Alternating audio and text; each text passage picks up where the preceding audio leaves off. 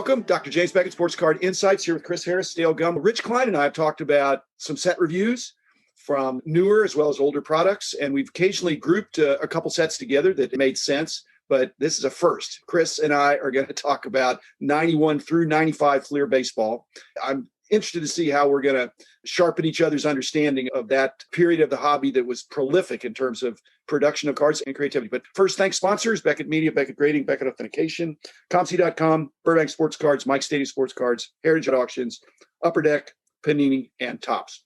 So welcome, Chris Harris, Stale Gum. Tell us why you want to talk about 91 through 95 Fleer. They're not terrible sets, but some of them are not in great repute anymore from being overproduced. And that's why I'm here to fix that. And there's some sleepers in there. So tell us what you find attractive about that 91 through 95 Fleer baseball. I assume you're talking about inserts, the parallels, anything. Yes. Okay, yes. So hit me with the sales pitch of why that's an area that deserves further attention. I think we all have a bias for nostalgia, that everything was better when we were younger. I look back and remember these sets as being in my formative years of collecting. I don't think nostalgia is what most people think when they think of those. Yeah. Do they? Well, I do. I guess I'm different then. Your age, maybe. So, age thing. Yeah. 91 Fleer. I think this is a set that kind of gets a bum rap for a lot of people, mostly because they're yellow. Yeah. I can't remember who posted this on Twitter, but somebody actually redid 91 Fleer with white borders and with black borders. And it's really not that bad with black borders. It's actually good looking. But yeah, it's grossly overproduced. There's no good rookies in it. They did give us the Pro Visions, which are really cool, especially like Mark McGuire in front of the American flag or Bo Jackson with the gears in his wrist. Those were cool. So 91 Fleer, it's junk wax. But before we get to the Pro Visions, they were really ahead of its time, wasn't it? And do you think Fleer understood what they had? Because that was a concept that was ahead of its time because they were too available, I think. But that was a real breakthrough. Yeah, I'm not so sure that they knew what they had. They did go out of business. Base set. They maybe didn't know what they had in some of it because they had some real ups and downs through the 90s and into the 2000s. But what I'm trying to say is that 91, the Pro Visions, was a step in the right direction for Fleer. And and the other companies weren't doing that. And it really was a step toward more art cards. Okay, so let's fast forward to 92. Okay. All right. 92 Fleer is a set that for me defines an aesthetic of an era. And let me explain that. Because this year in Topps Heritage is going to be based on 72 Topps. And that design, the psychedelic tombstone design, fits in with the late 60s and early 70s aesthetic. The late 80s and early 90s in sports is what I like to call the teal era of sports. You had all these new expansion teams come out. San Jose Sharks wearing teal. You had baseball teams that rebranded as teal, like the Mariners. So for a couple of years, the Detroit Pistons even wore teal.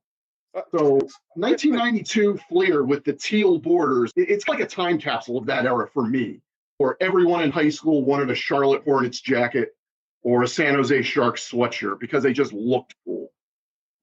Okay, are you saying it's nostalgic that you like teal, or you just because you liked it at that time? Because nowadays, because I'm a Gen Xer, so it looks dated to me. It looks dated, but it looks like something from our youth. Appropriately dated. That's what appropriately. That's cool because I think that's considered a negative by some people. But really, I just think it stands out. Let's put it like it does. The 91s with the yellow borders. Where'd they get that from? If they had been black borders, they'd be condition sensitive. They're or white borders, same thing. And then the teal, okay, I take your point on the teal. That's looking back, Charlotte Hornets, all that stuff, yeah. Okay, but I think the thing people remember 92 Fleer, of course, was the Rookie Sensations inserts. And you were there, I was there. This was really the first time that, at least with the Frank Thomas card, that you could take a brand new pack of cards and genuinely have a decent chance of pulling a valuable card out of a new pack of cards. And that was something pretty new in the hobby. Hold on. You didn't have a chance of pulling certain inserts unless it was a certain form of packaging. So you couldn't pull from a wax pack what you could pull from a cello pack, from a hobby pack versus a retail pack. Yeah. So that's the point I would make, is that, and I don't know that would be subject to just Fleer, but we're talking about this span of years, is that whether it was hobby or retail started to matter because of what insert. Yeah, and different pack types. And that was different inserts. Pack types. So the form of packaging, where it was released, and Topps had cello packs and wax packs in the old days, but this expression of these creative inserts, like you said, that are worthy of chase, but that you couldn't get that in every form of packaging. So Fleer, Right.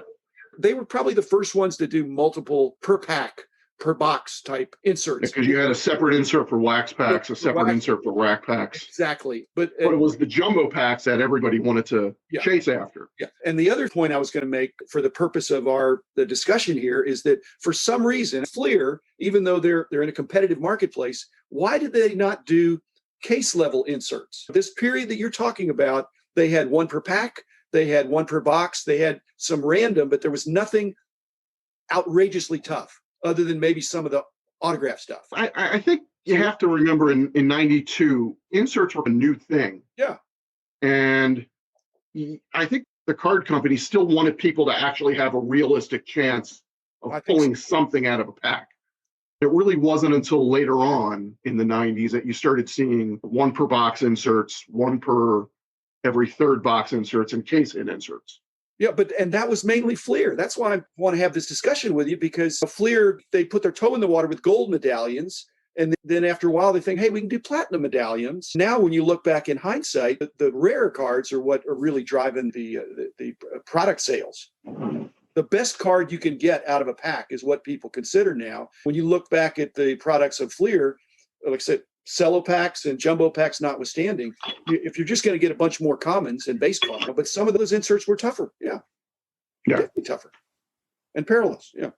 So anyway, 92 Fleer, Rookie Sensation. The Rookie Sensations, yeah. The Frank Thomas was like the first time you can somewhat realistically pull a card that was worth $100 right out of a new pack.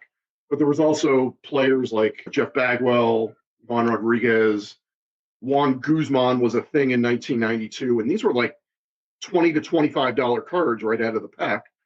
And I don't think we had ever seen that before in the hobby. It was a step. So that's kind of another reason why I think it to be a little more prominent.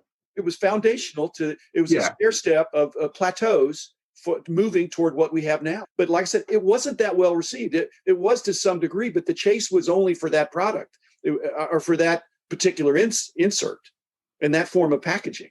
But there were so many base cards that were produced to carry along with it. So what next? All right, 93, they went to 2 series because I think everybody else was going to 2 series. Silver design, bland, more inserts. That was a good thing. But again, not really a big rookie in this set either. Another thing about 93 Fleer is that, I'm not sure if you know this or not, but Ozzie Smith is not in the base set. You had to wait until the update set to get that one. So they messed up on that one. You know, when we're talking about Fleer here, 91 to 95, that's 5 years of cards with a whole bunch of complicated inserts, most of which are not extremely valuable now. But here's my theory, because I was in touch with the company, is that I think they were more concerned about Ultra, getting that rolling, and that turned out to be their better brand. And then they brought out Flair. And Flair, I think, was their initiative in 93. I think as a company, they're looking at a portfolio as you move through the early 90s there, instead of just Fleer. Then you got Ultra, then you got Flair. And so what do you think about that in response to 93 being blah for you? They put their best design people on the Flair. Yeah, because all the other trading card companies were making these premium brands like Stadium Club, Pinnacle, Studio, Leaf. I think they felt the need to. There was pressure from the leagues and the players' associations with the guarantees and the royalties and stuff like that. So 94 is a particular favorite of yours, I understand. 94 is my jam. It is awesome.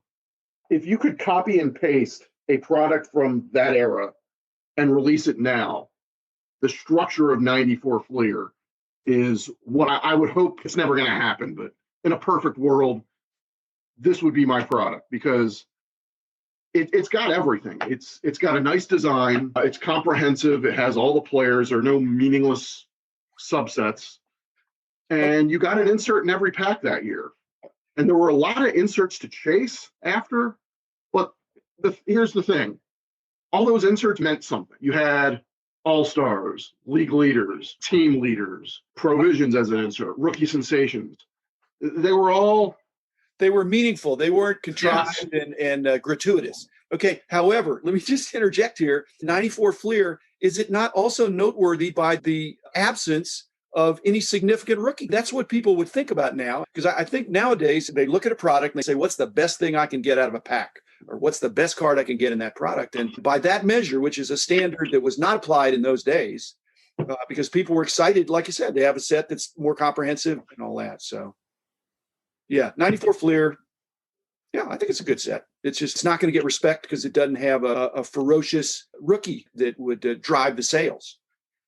Yet there's still plenty of them around there. Anything you want to say about 95? Or about the design? I think 95 Fleer is a set that's grown on me over the last couple years. It's one of those products that's become so bad that it's become good.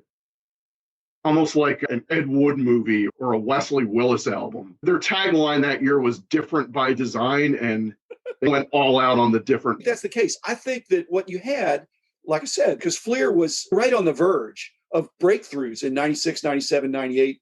That 97, 98 is maybe the golden age of Fleer in terms of what is recognized there. But in 95, again, more of the same. It wasn't bad, but like I said, I think they were more concerned with Flair and Ultra than they were with their base brand. They regarded that as lower level.